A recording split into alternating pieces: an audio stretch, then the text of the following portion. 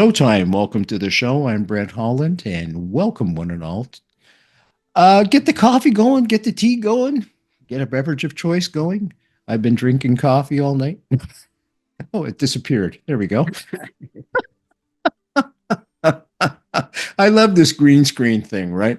Larry Hancock brings his formal training in history and cultural anthropology to his research and writing on Cold War history and national security subjects. Some of his books that we've mentioned before: Shadow Warfare, In Denial, Surprise Attack, Someone Would Have Talked, Killing King, a great book, fabulous book on Martin Luther King, Tipping Point, The Conspiracy that Murdered President John Kennedy. Okay, we're going to go back to a quote right from the book. John Martino, on the morning of November 22nd, 1963, the morning JFK was shot, went to his wife and said, "Flo, they're going to kill him," meaning President Kennedy. "They're going to kill him when he gets to Texas."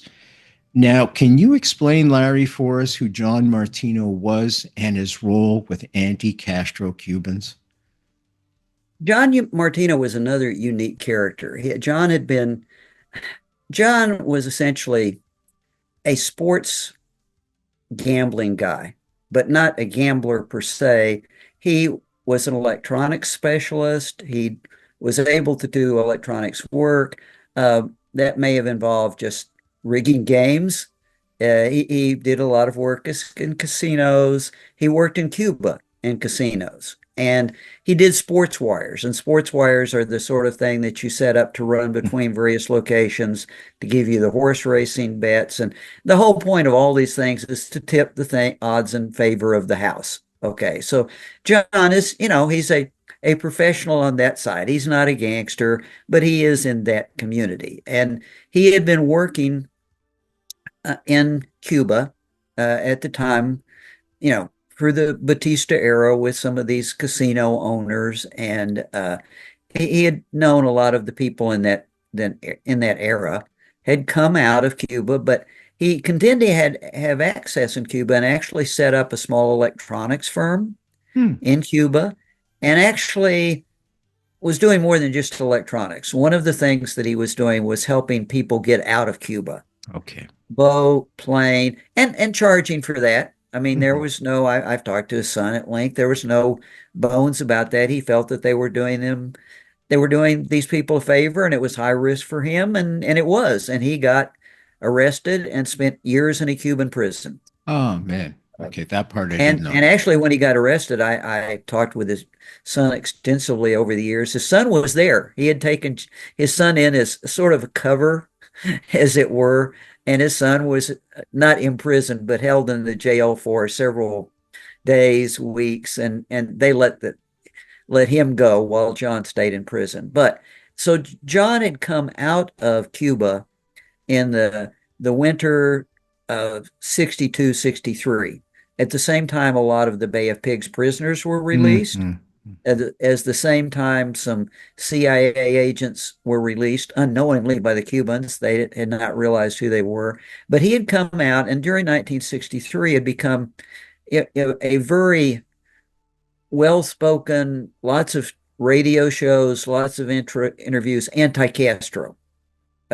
Because he'd seen the inside of the prisons, he'd seen the inequities. He actually, during the course of that year, actually was writing a book, had recorded a record. All of this very much anti-Castro. So he became sort of a darling among the anti-Castro Cubans, his community, because here was an American who could, but from personal experience, speak up about the downside of the Castro regime. It would have been fascinating to hear Lee Harvey Oswald and John, talk. That would have been an interesting thing, because Oswald was reading all of the good things in the socialist magazines, and at the same time, John had seen all the really bad things inside prison. Mm-hmm. Two different worlds. Okay, so John really became almost a spokesman for certain elements in the anti-Castro community, trying to get political attention. And to make a long story short, he helped promote a rumor that was going on that takes us back to the Cuban Missile Crisis, a rumor that that missiles were still in Cuba, that Castro had totally outfoxed JFK. The Russians had outfoxed. JFK was not just a traitor, but he was naive and dangerous because he could be manipulated. This was the rumor that was being promoted. The anti-Castro groups were doing it. American politicians were doing it. And John managed to kind of circulate this rumor and actually get the attention of William Pauly. And William Pauly is best known for being kind of the father of the flying tigers in China. Yeah. He owned large businesses in Cuba. He was an ambassador to Cuba, always very anti-communist, of course, because of his experiences in China, and very influential. Lots of money, tightly embedded with the senior CIA officers. I mean, his friends were like the director of the Western Hemisphere as a personal friend. So he's tightly embedded. President Eisenhower, and I think it's President Eisenhower had appointed Pauly to be on the commission to evaluate the U.S. intelligence community post-World War II. And they had offered a scathing review of the intelligence community, as well as advice on how brutal we were going to have to be. Essentially, we were going to have to abandon all morals, all ethics. We were going to have to be exactly like the Soviets and the communists if we were going to cope with them. This is William Pauly. So William Pauly, John Martino, some CIA officers, and some anti-Castro Cubans go into a mission into Cuba, a boat mission, very dangerous. And Martino's in his 50s, right? He's just come out of a Cuban prison. So that gives you an idea of his commitment. I've been in a Cuban prison for over 2 years, and I'm going to volunteer at my age to go back into a secret infiltration mission into Cuba to pick up Soviet technicians, supposedly, who are going to come back and testify. The arrangements had been made to shuttle them right up to Washington, D.C., and put them on President Kennedy's doorstep to embarrass him politically. This is John Martino. So, you know, there's a huge amount of respect for him within the anti-Castro community, within CIA operations in Miami, because of his past and his obvious commitment. He volunteered and was recruited in to be the conspiracy that did Dallas needed some Americans, a few Americans, not all just Cubans. He volunteered to be a courier. After the not after the assassination, shortly before his death, he told a couple of his friends a little bit, very little bit of what he knew and what his role had been. Simply, I was a courier. Yes, I went to Dallas. Yes, and here's all I know. All I know is that Lee Harvey Oswald was not a shooter. Lee Harvey Oswald was going to be set up. He was going to go to the Texas theater, and he was going to be killed. You know, that's all I know. That did get to the HSCA and is a matter of record. But that's John Martino. And in talking to his son, I think that one of the most interesting stories is on November 22nd, his son is a senior in high school. Okay. That morning, his father says, "You're not going to school, son." Okay. This is not usual. Dad does not tell me to stay home from school, you know, and I want you to sit in front of the TV set, and I just want you to watch TV. I'm going to be in the other room working in the, you know, painting and you just come tell me if anything unusual happens on TV. John's going, "This is the strangest thing." I knew it was strange at the time. And, you know, that's an obvious clue. He said he went and told his father all afternoon. His father is on the phone with people calling. They're trying to figure out what to do. And one of the reasons they're trying to figure out what to do is Harvey Oswald is supposed to be dead, and he isn't. And we're in big trouble. And if he talks, oh my goodness me. Yeah. How far? What does he know? Maybe he doesn't know much, but maybe he doesn't need to know much. If he just, if they, here's the other thing that I have to say that we discussed in the book that goes along with that. Mm-hmm. The people that had actually did frame Lee Harvey Oswald, something else happened that day, the evening of November 22nd. Yep. Those people called Claire Booth Luce, Henry Luce's wife. Life And for those who magazine. don't know at the time, Luce owned the national media, Life magazine. I mean, he was American media. Um, they called his wife because he had been very anti-Castro, ran lots of articles about these Cubans, missions against Cuba and against Castro. They called his wife and said, "Look, this Lee Harvey Oswald guy, we know him. We have been monitoring for several months. We know that he was in Mexico City and he came back to the U.S. with a Castro sniper team. And we have this information available to give you so you can publicize it." Now, when you want to talk about what ifs, the thing is, what if she had gone to her husband Mm-hmm. and the Mm-hmm. next day that story had been headlines around the United States? You know, with these guys said, we have tapes of this, we can prove this. She did take it to the FBI later, not immediately. Why she was gun shy is kind of hard to say, but that I guess what I'm trying to go with that, the progression from John Martino Mm-hmm. mid-afternoon is clearly these guys have got a problem. How can we sell this story when what was, and that's what Martino said. He said, Yeah. like, at 12:30, it came off just as we intended it to, but after 12:30, it totally went off the rails. This just validates that there was a plot, folks, afoot. This wasn't just Lee Harvey Oswald saying, you know what I'm going to do today? I'm going to bring my rifle to work and I'm going to shoot the president. There's a good idea with four, as we said before, with four bullets from a cartridge to hold six because I'm frugal. The book is called The Oswald Puzzle. It's going to fill in a lot of the pieces of the puzzle. No pun intended. Well, actually, puns intended. Reconsidering Lee Harvey Oswald. Now, another quote from the book. During 1963, new Kennedy administration policies, which had evolved following the Cuban Missile Crisis, directed federal agencies to suppress independent exile group military efforts. This led to the virtual ending of CIA support for the DRE military wing. Then ominously, Larry, you're right, that DRE had strongly stated that it was simply not going to take any orders from either the CIA or the United States. So this tells me they're about to go rogue right off the planet. And that's terrifying to me because, again, this validates the fact that there is a plot afoot to get rid of the president of the United States. Can you talk to that?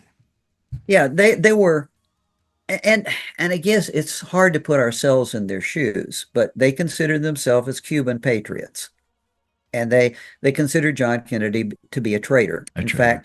fact, literally, they said that in print.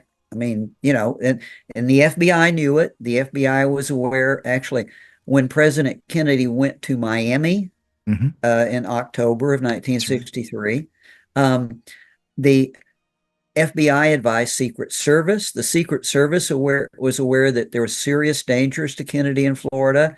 The Secret Service went so far as contacting the CIA and going to help us identify people that would be particularly dangerous to the president. They had planned to drive him from the airport to, it wasn't a motorcade really, but they canceled that, took him by helicopter. So they were aware. There was a knowledge that there was an active threat against the president. We don't know. We can't track it because of a Mm-hmm. lot of the Secret Service records Larry, from that period. sorry to interrupt you. While we're on that subject, you had mentioned Tampa, of course. Were they at all involved in the Chicago plot, November 2nd, 1963? Yeah. That failed, Well, of course. yeah, what we really had was, I think what we had, what it looks like is, it's not just one plot. It's a group of anti-Castro Cubans who all feel that JFK is in the way. I mean, Hmm. literally, we actually have a copy of a memorandum at this time from within the CIA that says literally, we won't be able to conduct a revolution in Cuba as long as JFK is alive. That's on a CIA document. That's not the real rogues. That's somebody in an operation saying, "Here's the problem. We just need to Mm. tell you this." Like, okay, so it looks like there's several of these people within the student directorate who are making these kind of statements. The FBI knows it, and what they did is when they observed that these people were traveling and would be in Chicago at the same time Kennedy was there, Hmm. they advised the Secret Service that this could constitute a threat. You need to be sensitive to this. Maybe you need to pick these guys up. Maybe you need, and the Secret Service did. By the way, the Secret Service picked up anybody who was associated with a threat there. John Thomas Mason was That's right. reported independently because he made some remarks in the bowling alley breakfast area to somebody who reported him. The FBI reported these Cubans, and they did get picked up. So, do I consider, unlike a lot of folks, I consider it more of a symptom. Was there a threat? There could well have been. We don't know what the guys that got picked up might have planned. We just don't know. Yeah. In Miami, we know that there was an IED discovered along the path that the president did travel. We Very know true. there was a report of a sniper in the earlier on in an earlier situation in Miami when he was greeting the brigade coming back from Cuba. We know a lot 2506. of these incidents, but they don't necessarily speak to a single plot. They just speak to basically a hatred of JFK within this community. Um, the plot itself seems to gel in late September, early October. Is when we trace the Dallas. I'll call it the Hmm. Dallas attack. So, could there have been a conspiracy evolving August, September, October? Yeah, could be involving. Where did everybody that was in touch with it along the way end up the Dallas plot? Maybe not. That's a special group of people that were just, Dallas is where it's going to be happening. And if it hadn't happened there, might have been Los Angeles. You don't know. But so within that community, so I consider Chicago and Miami and Tampa to be indications of what was going on in that community, more so than specifically the plot that happened in Dallas. Another quote from the book, folks, the Oswald puzzle, reconsidering Lee Harvey Oswald. We know that certain sensitive Miami station materials, this is JM Wave, by the way, folks, were either destroyed or otherwise withheld from the Kennedy investigations, specifically those related to a JM Wave inquiry into possible Cuban involvement, pro or anti Castro Cubans, in the Kennedy assassination. Any speculation as to what files may have existed, been destroyed, and the reasoning Well, behind this? actually, we know a bit about it. What we do know is that Ted Shackley, who was station chief, was asked if they had done any inquiries, and Ted Shackley, under oath, responded that no, that was the Warren Commission's thing. It wasn't a CIA thing. So no, we did nothing about it, any investigation into Kennedy assassination. However, separately from documents and interviews, we know that an investigation was ordered within Miami Station. We don't know who ordered it. We don't know if that came down from headquarters or Mm. whether it just came from Shackley. We know that Tony Sforza, Anthony Sforza, who was head of the Cuban intelligence group, which is the anti-Castro Cuban intelligence group working for the CIA, was the guy who ordered it. Now, it becomes very interesting in that did he order it personally and Shackley didn't know about it? Did he order it because Sforza was part of the plot and wanted to see what his own exposure was? That's sort of interesting. Um, Clearly, these guys said, yeah, we collected all of this and a report was written. we have no report. So we know what's missing. Yeah, we do that. Okay, the files that are about to be released, that some of them are already coming out. Are you expecting any, I'm not going to say a smoking gun, but anything to further the evidence that this was a cover up, a plot? Yeah, Any of the I above? think the most that we can, well, after having written the books on how CIA covert ops are conducted, we might come up with information about the CIA's knowledge of what the student group was doing with Oswald, what CIA officers were doing with Oswald. We speculate that the CIA had some plans to use Oswald not wittingly but unwittingly as to take what he had done in New Orleans and how can we use this for propaganda Yeah. purposes, or how can we manage this, and that could be revealed, and that would totally undercut the CIA's credibility and what they provided in terms of the Warren Commission. Mm. Uh, so it's very embarrassing to them. It would raise all kinds of questions. That might still exist. And actually, to some extent, we know it does because Jeff Morley has been pursuing it in court Mhm. Mhm. for years now. And the CIA has been managing to go into chambers with judges and convince them not to release it. So there's got to be something pretty interesting there. It's gotta be. What is a judge? I go into chambers with a judge and say, here's why you can't, now, by the way, Judge, our people never had any knowledge of Lee Harvey Oswald, but look at this document and we don't want to release this. What is your story? Why would a judge buy this? So yeah, I think we might learn something about the CIA and Oswald. I think we might learn something about CIA operations and things that were going on where you might have hidden a plot, hidden people. As JFK researchers have speculated, one of the things that you always have to be aware of is if there was something rogue going on, Mm. if CIA was doing something that headquarters hadn't authorized, it wasn't a sanctioned operation, it would be hidden within a sanctioned operation so that you can use travel documents and funds and you can move people. Good But point. it's an operation within an operation. And our suspicion is that it may have been embedded within AmWorld, Can you which was explain the what new, Admiral, please? I'm sorry, that was the new deniable offshore operation. Like we're gonna topple the Castro regime, but we're gonna do it with Cubans that we're supporting that are not operating out of the U.S. and it's totally deniable. Nobody's gonna suspect us. Like, okay, yeah, that's gonna work. Um, Like the Bay of it's Pigs. never Nobody's worked going to before and it's never suspect. worked after. Sorry for laughing. It's just But ridiculous, isn't it? But one of the reasons we suspect that, and I think this is very important, and this is one of the saddest things to me. We know that on the afternoon of the assassination, Robert Kennedy made two telephone calls. Yes, he He did. called the director of the CIA and said, "Did the CIA do this to my brother?" Why did he think that? Nobody apparently ever asked him why he thought that. His immediate thought.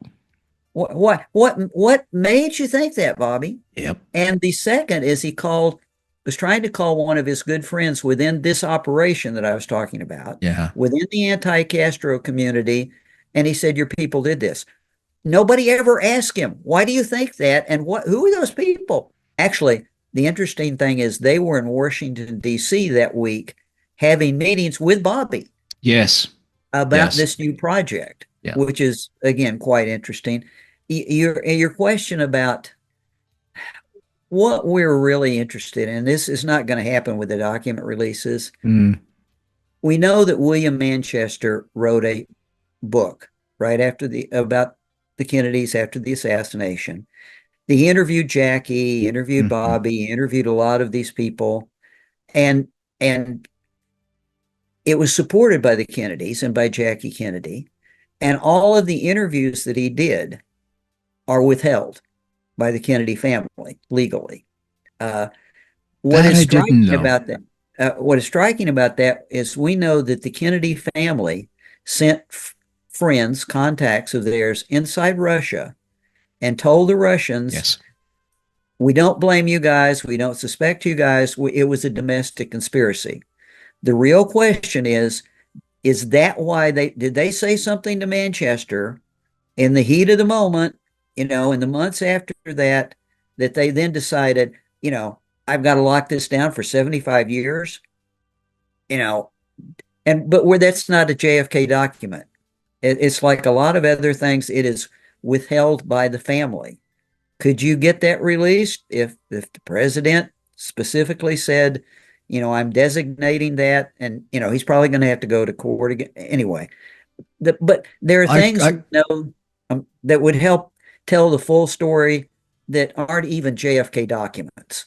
I can tell you this, Larry. I had reached out to a Boston reporter who shall remain nameless, telling about Ted Sorensen validating that there was a conspiracy. He said, well, the Kennedy family won't be interested in that because they all believe that it was Cuba and Moscow that did the hit. And I thought, oh man, they're still there. So, or maybe we're not there. I don't think so. Certainly Ted didn't believe that. And certainly Bobby and Jackie didn't, because they sent Yeah, that letter over you just alluded to right. to say that That no, might be they a default position for the Kennedy family, but certainly Bobby and perhaps. Jackie never believed that. Yeah. No way. So I can tell you this: I did reach out to the JFK library, and I offered them my Ted Sorensen, not the one I did on the assassination, just the Ted Sorensen documentary for free to air anytime they wanted. And they said they would get back to me, and that was, a year and a half ago.